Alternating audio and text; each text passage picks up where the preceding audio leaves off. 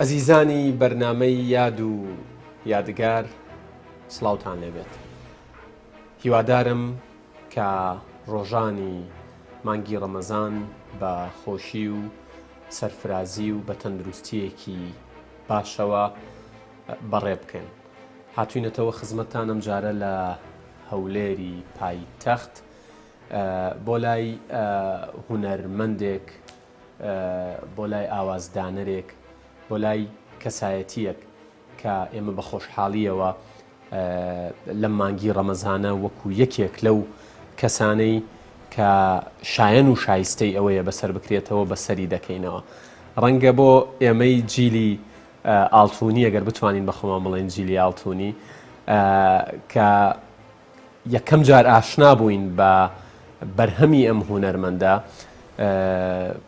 گۆرانیەک بوو ئێجگار تایبەت بوو، بە تایبەت لە سەردەمێکا بوو تازە خەریکی بەکارهێنانی مۆبایل و وردە وردە دەست و پەنجەمان لەگەڵ تەکنەلۆژیای نوێیان ڕائەهات بەم شەوە چەند خۆشە دەنگت. کاتێک کە دێ و بارگاویە ئەگەر هەڵە نەبم بە سۆزی تۆ، کاتێک کە دێ و بارگاویە بە سۆزی تۆ لەم ئامێرە سارد و سڕەی تەلەفۆنیش ژیان دەڕازێنێتەوە. خۆتان بیبینن. شەمامە و شێلێرە شێلێرە شەمام شێلێکی دەمێ وەرایێرە وەرایێرە ناسک و تەنکی. شەمامە و شێلێرە شێلێرە شەمام شێلێکی دەمێ وەرایێرە وەرایێرە ناسک و تەنکی. بۆ گوناحیە و خێرە ئەی خێرە شەمام شێلێکی. گوناحیە و خێرە ئەی خێرە ناسک و تەنکی. ئەی هۆزە و هۆدەلۆ شەکر ئاغا هۆدەلۆ مەینکم مێدەولۆ جوانی ڕێش بۆدەلۆ شەکر ئاغا کوشتن ئانیێ گۆرۆزە شەکر ئاغا کوشتن ئانیێ گۆرۆزە. هەر ببی هەر هەبی هەر دەنگە خۆش بێ و هەر مەستمان کەی بەو دەنگە خۆشە بەو میوزیکە جوانە. ماهیر ئەمین، ماهیر حەمەد ئەمین بە ناوی جیاواز بانگەکرێ. ئەگەر کەسێک ناو ناوبانگی ئەوەی نەبیست بێت پێی خۆش بێ بدناسێ، پێت خۆشە لەکوێوە خۆتی پێ بناسێنی، چی پێ بڵێ؟ ڕاستەکەی من حتمما پێم خۆشە لە ڕێی گۆرانیەکانمەوە بمناسێت و لە ڕێگەی ئەوەی کە با بڵێن ئەگەر لەو چەند ساڵێک کە من خەریکی بواری هونەریم توانی بێتم چەند گۆرانیەکی جوان دروست بکەم. ئەو گۆرانیانە خۆم دروستم کردبنیان برادرانی مۆزیک ژن و ئاوازدانەر هاوکاریان کردبم. پێم خۆشە سەرەتا لەو گۆرانیانەوە بێ کە مەسەڵەن زیاتر ئینسانین، زیاتر قوڵ دەبنەوە لە ناخی مرۆڤەکان و دواتر بزانێت کە لایەنێکی سادەی ژیانیش هەیە کە من کارم لەو وەرانەش کردووە. باشە. ئێوە خۆتان وەکو لایەنە ئەکادیمیەکە با بڵین ئەو بڕوانامەیی کە لە زانکۆ وەریەگرین چ بڕوانامەیەک هەیە؟ من دەرچووی کۆلێژی ئەندازیاریم بەشی شارستانی. واتە ڕێگر نییە لەوەی کە تۆ ممارەسەی ئەو حەز و خولیای خۆشت بکەیت؟ ڕاستەکەی ڕێگر نییە وەکو بیر، وەکو تێگەیشتن بە پێچوانەوە لەوانەیە بیرت فراوانتر بکە، خیاڵت فراوانتر بکە، بەڵام وەکو کات ڕێگرە. وەکو کات؟ بەڵێ، ینی تۆ گەر کاتت هەمووی بۆ مەسەلەیەک بێت باشتر دەتوانێت قوڵ بیتەوە لەو مەسەلەیە. ڕووی داوە پێت خۆش بوو بێت هەر بە تەواوەتی لە بواری ئەندازیاریەکە قاڵ بوویتە یان بە تەنها لە بواری میوزیکەکە؟ بە دڵنیایی من پێم وایە ئەندازیاریش جۆرێکە لە هونەر بە خۆت دەزانی تۆ با بڵێن تەعامل لەگەڵ هەندێک شت دەکەی وە لە یەک خاڵدا زۆر لێکچوون هەیە لە نێوان گۆرانی و ئەندازیاری ئەویش ئەوەیە هەردووکیان شت دەخڵخێنن ینی تۆ لە هیچەوە بۆ نمونە بینایەکی جوان دروست دەکەی لە هیچەوە گۆرانیەکی جوان دروست دەکەی لەو خاڵە زۆر هاوبەشن بەڵام وەکو باسم کرد من ئاواتە خواز بووم کە بە تەنها کارێک بکەم بۆی هەموو کاتەکانم بدەمە ئەو کارە بۆی حەقی هیچیان نەدەم بۆی دیکەیان. کامیان زیاتر؟ وەڵا گۆرانی بە دڵنیایی چکە من ئەگەر دەجاری دیکەش بێمەوە بوون پێم خۆشە گۆرانی بڵێن و پێم وایە تەمەن بەشی ئەو هەموو گۆرانیانە ناکا کە لە خەیاڵی ئینسان هەیە ئینسان پێویستی بە تەمەنێکی درێژتر هەیە بەوەی زیاتر گۆرانی بڵێ. باشە ئەمە لەناو خێزانەکەش هەروایە ینی هەمووان مەیلیان بەلای گۆرانی و میوزیکە ڕوایان تەنها ماهیر وایە؟ ڕاستیەکەی نەکەر خێزانە بچووکەکە ئەوەی کە لە دایک و باوکم و براکان و خوشکم پێک دێ بەڵکو لە خانەوادە گەورەکەش لە باپیر بەوە پیگران حەزێکی زۆر قوڵ و بەهێز هەیە بۆ گۆرانی و من ئەگەر لە پێش منەوە لە خانەوادە گەورەکە کەسێک دەرنەکەوت بێ وەکو دەنگبێژ بەڵام دەنگخۆشی زۆر گەورە هەبووە لەو خانەوادەیە و من هەمیشە ینی مەسەلە باسکردنی خۆت نەبێ بەڵام ئەوە ڕاستیەکە کە من باسی دەکەم من باپیرم خوافووی کە دەنگی خۆش بوو و نەنکیشم دەنگی خۆش بوو و نەوەیان زۆرە لەو نەوانە ئەگەر بۆ نمونە من هەمیشە وەکو ئەو باسی دەکەم ئەگەر کتێبێکی بۆ نمونە 200 لاپەڕەیی کە شعریتیان وسرابێ هەر لاپەڕەیەک هەڵدەیتەوە هەستکەی شعرێکی جوان دێتە بەردەستت من بەو شێوەیە دەیبینم ینی هەر نەوەیەک بگری لە نەوەی ئەوان هەز دەکەی دەنگی خۆشە. باشە ئەگەر بە کورتی وەڵامم بیتەوە ئەچین بۆ شوێنێکی تایبەتتری هەولێر کە یادگاریتان هەیە لەوێ و ئەچین دوایەوەش ئەچین بۆ جێگەیەکی دیکە بۆی بینەرانیش ئاگادار بن زۆر بە کورتی پێم بڵێ ئەگەر بتانی یەکشت سەبارەت بە میوزیکی یا هوەری کوردی بەڵام ئەم لە قەی وەرگرین میوزیک و گۆرانی چییە گۆڕی؟ خاڵ یەکەم پێویستی بە توێژینەوەیە هیچ توێژینەوەیەک لەسەر گۆرانی کوردی نییە ئەوانەی هەن زۆر کەمن زۆر دەگمەنن دوایەوە پێویستی بە ڕەخنەیەکی جددیە دوایەوە پێویستی بە کۆمەڵێک دەستگایە کە بێ بەڕاستی با بڵێن مەسلەی گۆرانی و موزیک لە ناو کۆمەلگای کوردەواری بکاتە قەزیە چکە لای ئێمە گۆرانی قەزیە نیە لای میلەتیش قەزیە نیە لای دەسەڵاتیش قەزیە نیە بەداخەوە لەبەرەوە ئێمە پێویستە کۆمەڵێک موەسسەسە و پێشەمویان میدیا کار بکا بەوەی کە خەڵک تێبگا وەکەوەی ئاو هەوا پێویستە گۆرانیش پێویستە وەکەوەی کە با بڵێن وەزارەتێک هەیە بۆ نمونە وەزارەتی کشت و کاڵ یان سامانە سروشتیەکان کە هەمیشە ئامۆژگاریمان دەکەن کە دەست بە ئاوە بگرین و ئاو بە فێڕۆ نەدەین پێویستە دەستگایەکیش هەبێ هەمیشە ئامۆژگاری خەڵک بکات کە دەست بە کەلتورەوە بگرن دەست بە ڕۆشنبیری و هونەرەوە بگرن با نەفەوتێ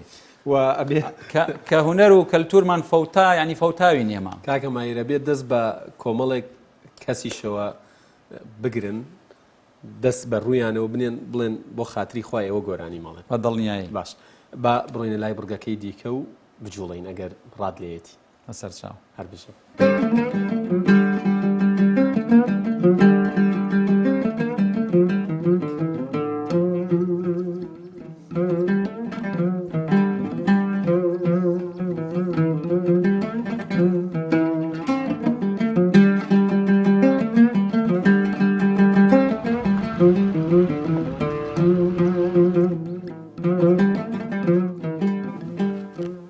کاک ماهیر من کە قسەم لەگەڵ کردی دیار بوو پێت خۆش بوو بینە قەڵای هەولێر چکە باسی سنتەری ڕۆشنبیری ناوەندی ڕۆشنبیری سەردەم بە ناوەکەم هەڵنەوت بێ با بجوڵین لێرە ئیتر وردە ڕوو لە کامێرا بکەین بۆچی ئێرەت اختیار کرد ئەمە چ یاد و یادەوەریەکی هەیە لە خەیاڵدانی ماهیرت ئەمینە؟ ڕاستەکەی ئەوەی جەنابەت باست کرد ناوەندی ڕۆشنبیری سەردەم ئەوە لە سەرەتای ساڵانی باڵێن ڕاپەڕین بوو لە نەوەتەکان کە ئەو کاتە لە هەولێر بە تایبەتی و لە کوردستان بەگشتی ناوەندی ڕۆشنبیری زۆر کەم بوو. کۆمەڵێک کەسی لێ هاتوو کە من ناو ناڵێم بۆی کەسیان لەبیر نەکەم، بەڵام کۆمەڵێک کەسی لێ هاتوو هەستان بە ئاوادانکردنەوەی حەمامی کۆنی قەڵا کە بەداخەوە ئێستا لە ژێر نوێژەنکردنەوەیە لەبەرەوە نەماندا لەوێش ئەم بەشت بەڵام پێدراوە. ئەو شوێنە حەمامی کۆنی قەڵا بوو، بەڵام ببوو بە ناوەندێکی ڕۆشنبیری زۆر ئاکتیڤ کە زۆر چالاکی گەورە لەوێ دەکرا. بۆ نمونە هەندێک جار کۆنسێرتی بچووکی موزیک دەکرا، لە هەندێک جار خولی فێرکردنی مۆسیقا دەکرایەوە لەلایەن هەندێک لە هونەرمەندان. هەندێک جار نووسەری زۆر گەورە دەهات لەوێ، مەسەلەن کۆڕ و سیمیناری دەجێڕایان کەسایەتی گەورەی سیاسی دەهات لەوێ، سیمیناری باوەڵێن سیاسی دەجێڕا. ئەوێ بۆ من با بڵێن وەکو دەڵێ وێزگەیەکی زۆر گرنگە لە ژیانم، چونکە ئەو کاتە بە حوکمی ئەو بارە داراییە خراپەی کە لە کوردستان هەبوو، ئێمەش قوتابی زانکۆ بووین سەردەما، یعنی تاقە شوێن کە پەنای بۆ بەرین دوای دەوامی زانکۆ یان لە هاویناندا تەنها ئەوێ بوو کە دەمانتوانی لەگەڵ کۆمەڵێک برادر کۆبینەوە. چی پێبەخشیت ئەو جێگەیە، ینی هەستەکەی ئەو فەزڵەی بەسەر کاک ماهیرەوە هەبێت ڕاستشارە و ئەو سنتەرە بوو؟ زۆر کەسایەتی گەورە و گرنگی پێناساندم و زۆر کەسایەتی بەرهەمهێنەری پێناساندم. بۆ نمونە من گۆرانی سێوەخان کە تێکستی دکتۆر ڕەفیق سابیرە و ئاوازی ئارەزوو ئیسماعیلە، من لەو سنتەرە لە ناوەندی ڕۆشنبیری سەردەم بۆ یەکەمین جار گوێم لێ بوو کاک ئارەزوو بەڵێ ئەو گۆرانیەی دەگوت بە بانجۆ هاتینێرێ سە تۆزێک لای وەستاین یادەوەریەکە دیسان بەتاکید وا دەزانم ینی دوێنێ بۆ بەڕاستی ینی شتەکان هەمووی لە خەیاڵم وەکو فیلمێک دێتە بەرچاوم. تەمەنت چەندە بۆ کات؟ تەمەنم لە 20ەکان بوو، 21-22 ساڵانە لەو دەورانە بوو. باشە، ئێوە سەرەتای تەمەنتان لە ڕواندز بوون؟ بەڵێ. با من پرسیارەکەم بگۆڕم. هاتنی ماهر ئەمین بۆ هەولێر وەکو ئینسانێک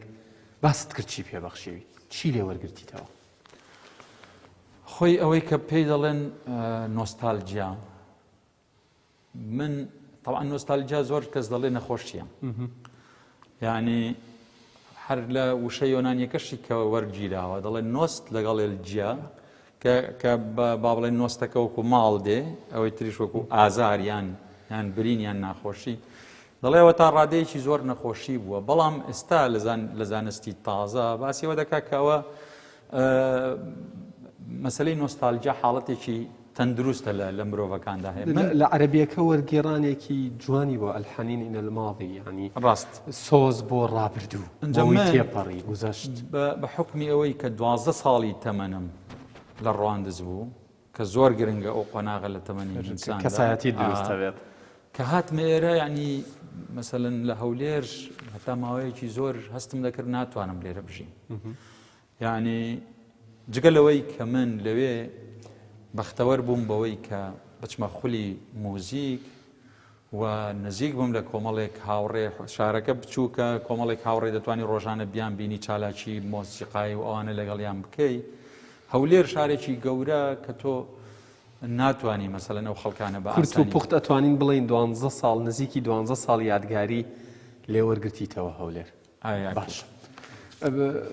کاک ماهیر بە سروشتی خۆی کەسێکی هێمنە یا زوو هەڵ ئەچێ؟ ڕاستیەکەی هەوڵ دەدەم ینی هێمن بم زۆربەی کات، بەڵام هەندێک جار لە دەرەوەی دەسەڵاتی خۆت، بەڵام کە هەڵدەچم زوو هێوردەبمەوە. زۆر باشە. ئەوەی کە لە دەرەوەی دەسەڵاتی خۆتە و پەست و تووڕەت ئەکا، یعنی چ شتێک زۆر پێی پەستەبی ڕۆژانە کە دەیتە دەرەوە لە ژیانی ڕۆژانەی خۆتە، یعنی بێتاقەت دەکا هەستەکەی خۆت ناگری، لانی کەم لە بەردەمی خۆتەوە بۆڵە گلەییەکەکەی دەردە دڵێکەکەی. پێم خۆشە باسی ئەو شتانە بکەم کە ئێمە ڕۆژانە دەیبینین وشتی گشتین. بێگومان لە لێ چونکە بینەران ئەو دیوە هوەریەکە و دیوی کەسایەتێکە وەکو هوەرمەندەکو گۆران بێژۆکو میوزیسیان نەیزانن ڕاست بەڵام پێشیان خۆشە وەکو ئینسانێک لە لێ خوڕینی ئۆتۆمبیل زۆر جار پەس دەبم بۆ هەڵدەچم یعنی کە دەبینم کەسێک بە شێوەیەکی نایاسایی دەیەوێت لێ بۆ خوڕێدیان حەقی کەسێکی دیکەی تەنیشتی بخوا یان بۆ نمونە کە شتێک لە پەنجەرەکەەوە فڕێ دەداتە دەرێ یان زۆر شت ینی کە جۆم لە گۆرانیەکی ناخۆش دەبێت بەڕاستی زۆر بێت تااقەت دەبم بە تایبەتی ئەگەرە و گۆرانیە هەز بکەم خەڵکێکی زۆر ڕێزی بۆ دادنێ چکە پێم وایە ینی ئێمە خۆمانین کە گۆرانیە خراپەکان بەرز دەکەینەوە و هەندێک جار یەکێک لەو ڕەخنانەی کە ئەڵێم ڕەخنە نەک بە ئامانجکردنت نەک بە مەبەستی شکاندنت بە مەبەستی ئەوەی کە خەمخۆریە بۆ هونەرە ڕاستەقینە ڕەسەنەکە ئەڵێن ئێوە ئەوانەی لەم شێواز و لەم ستایڵە بڕوایان بە زۆر و بۆری نییە کارەکەن بڕوایان بە کواڵەتیە ئەوترێت ئێوە کەمتەرخەمن بۆیە کۆمەڵێک کەسی دیکە هاتوونەتە پێشەوە و پێم خۆشە ڕاشت لەسەر گۆرانی بێژە گەنجەکان بەبێ ناوهێنان بە شێوەیەکی گشتی بزانم خۆی من هەمیشە ڕام ئەوە بووە کە لە هەموو سەردەمێکدا کاری باش و خراپ هەیە بەڵام جیاوازیەکە لە بینی سەردەمێک و سەردەمێک ئەوەیە کە لە سەردەمێکدا بۆ نمونە هەندێک دەستگا یان با بڵێن بۆ نمونە دەوڵەت حکوومەت میلەت هەرچی ناودنەی کار دەکا بۆ پیشاندانی زیاتری بەشێک لەوە ئایا خراپەیان باشە یعنی بۆ نمونە ئێمە من حەز لە خوێندنەوەی مێژوو زۆر دەکەم کە 1500 ساڵی ڕابردوو تەماشا بکەین لە ناوچەی ئێمە کە ئیسلام باڵا دەستا تەماشا دەکەین لە سەردەمی خلافەتی عەباسی مەسەلەی کەلتور و هونەر لە هەموو سەردەمەکانی دیکە زیاتر بوژاوە بووە بۆچی لەبەرەوەی دەسەڵاتی خلافەتی عەباسی گرنگی بەو لایەنەداوە لە ئیمارەتە کوردیەکان ئێمە تەماشا دەکەین ئیمارەتی بابان زیاتر بایەخی ئەدەبی هەبووە تەماشا دەکەین نالی و سالم و کوردی لەو ناوچەیە برەویان هەبووە و خزمەتکراون و با بڵین ئیمارەتی سۆران لەوانەیە زیاتر خۆی دابێتە مەسەلەی چەک و دروستکردنی درا و ئەوانە تەماشا دەکەین کەسێک وەکو وەستا ڕەجەب دروست ینی بەگشتی دەمەوێ بڵێم ئێمە با بڵین کۆمەڵگا یان بە حکوومەت یان دەستگاکان ئەوانە ڕۆڵ دەبینن لەوەی کارە باشەکان باش پیشان بدرێن یان پەراوێز بخرێن وە خراپەکانیش بە هەمان شێوە من پێم وایە ئێستاش توانای زۆر باش هەیە بەڵام ئەو توانە باشانە بەداخەوە زەمینەی باشیان لەبەردەست نییە کە بتوانن دەربکەون لە بەرامبەریشدا کۆمەڵێک میدیایی نامەسئول دروست بووە بەداخەوە کە خراپەکان زۆر زۆر بەرز دەکەنەوە لەبەرەوەی من پێم وایە کە میدیا ئێستا سپێردراوە بە کەسانی ناپێگەیشتوو بەشێک لە میدیاکان بۆ نمونە بە تایبەتی میدیا هونەریەکان ینی من پێم وایە تەمان زۆر زۆر گرنگە بۆ دروستبوونی ئەزمون کێیە ئەو هونەرمەندەی کە زۆر نزیکە لە ڕۆحی ماهیر ئەمینەوە و تەمەنایە کرد دەرفەت هەبوایە شەوێک لە مەجلیسێکە لەگەڵی دابنیشێ و قسە بکەن بەڵام لە ژیانە نەما زۆر ورد و دەقیقە پرسیارەکە وەڵاهی زۆرن بەڵام ئەوەی کە زۆر مەبەستە ئەوەی کە لە ژیان نەماوە لە ژیان نەماون و ینی ئاواتت بوو کە بتبینایە قسەت لەگەڵ بکردایە لە گۆرانی بێژەکان حەسەن زیرەک لە موزیک ژەنەکان موجتەبای میرزادە ینی خەڵکی دیکەش هەیە کە من ئێستا دەقیقەن لە خەیاڵم نەوێ بەڵام لەم لەحزەیە پێم وایە هەردووچیان لە بواری خۆیاندا ینی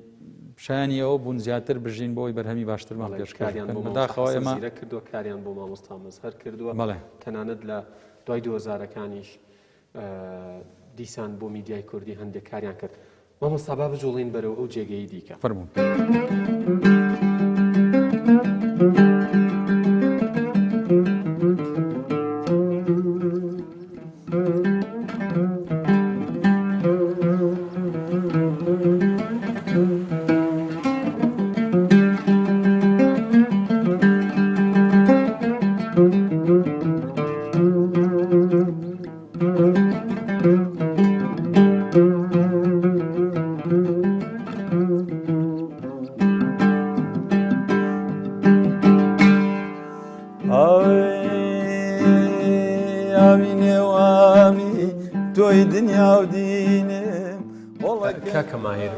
هاتوینەتە کۆلێژی ئەندازیاری یا کۆلێژی هەندەسە با بڵێن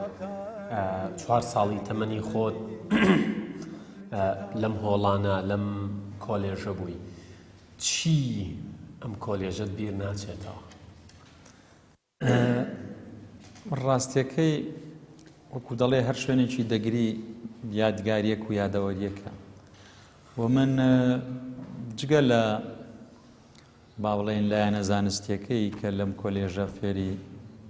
با بڵێن زانستی ئەندازیاری بووم و کۆمەڵێک یادگاری جوان لەگەڵ ئەو مامۆستا و قوتابیە بە ڕێزانەی کە لێرە بوون ئەو کاتە لە ڕۆی هونەریشەوە لە ژیانی من کۆلێژی ئەندازیاری بەیانی وێزگەیەکی زۆر گرنگ بوو چونکە من با بڵێن لێرەوە دەتوانم بڵێم کاروانی هونەری من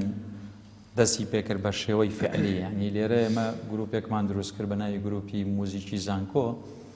کە کۆمەڵێک بەهرەمەندی زۆر گەورەی تێدا بوو لە هەموو کۆلێژەکانی سەر بە زانکۆی سەلاحەدین و با بڵێن بنکەی سەرەکی گروپەکە و دامەزرێنەرانی گروپەکەش هەر لێرە بوون لە کۆلێژی ئەندازیاری بووین هەموو جارە لێرە کۆ دەبووینەوە پرۆڤەمان دەکرد و چەند ڤیستیڤاڵێکمان کرد وەزەم 4 بۆ 5 ڤیستیڤاڵمان کرد لە ماوەی 3-4 ساڵ کە ڤیستیڤاڵەکان ئەو کاتە لەسەر ئاستی کوردستان لە با بڵێن لە ئاستێکی باش بوون و دوای ئەوە کۆمەڵێک لەو بەهرەمەندانە بوون بە هونەرمەندی ناودار و گەورە و تا ئێستاش بەردەوامن لە کاری هونەری. لەوێ پرسیاری ئەوم لێ کردی ئارەزووتە کرد کێ کام لە هونەرمەندەکان میوزیسیانەکان لە ژیان بێت تو دەرفەتیەوە هەبوایە بیبینی لە هۆڵی گەل کە ئێستا بەداخەوە هۆڵێکی نازانم بڵێم وێرانەیە تێک دراوە بوونی نەماوە ئەو کاتە دەرفەتی بینین و گوێگرتن لە کێت لەو هونەرمەندە تایبەت و ڕەسەن و ئەوانەی ئیشیان لەسەر بەهای باڵا و کواڵەتی ئیشی زۆر بەرزەکرد بینی پێیان شاد بووی. هۆڵی گەل لە هەولێر یەکێک بوو لە شوێنە زۆر گرنگەکانی هەولێر بەڕای من لەبەرەوەی کۆمەڵێک هونەرمەندی زۆر گەورە و کۆمەڵێک کەسایەتی زۆر گەورە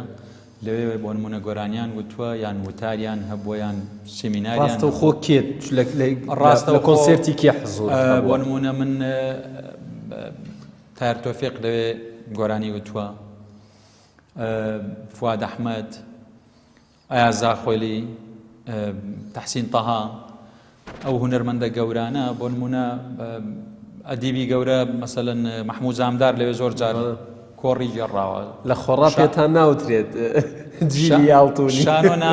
شانۆنامەی زۆر جوان و نایاب لەوێ پێشکەش کراوە هۆڵی نمایشی موزیک وەکو سندوقی ئامێرە وەکو بۆ نمونە سندوقی ئامێری عوودە تا کۆنتر بێ تەختە و دارەکە پڕتر دەبێت لە دەنگ نرخی زیاتر دەبێت ینی نرخە هونەریەکەی زیاتر دەبێت لەبەرەوە دەبینین عودێک کە تەمەنی 50 ساڵ بێ نرخی زیاترە لەوەی کە تەمەنی 2 ساڵ بێ یان 10 ساڵ بێ هۆڵی گەل بەو شێوەیە لەبەرەوەی دار و با بڵێن پەردە و هەوا و کورسی و هەموو شتەکانی پڕ ببوو لە دەنگ تێردەنگ ببوو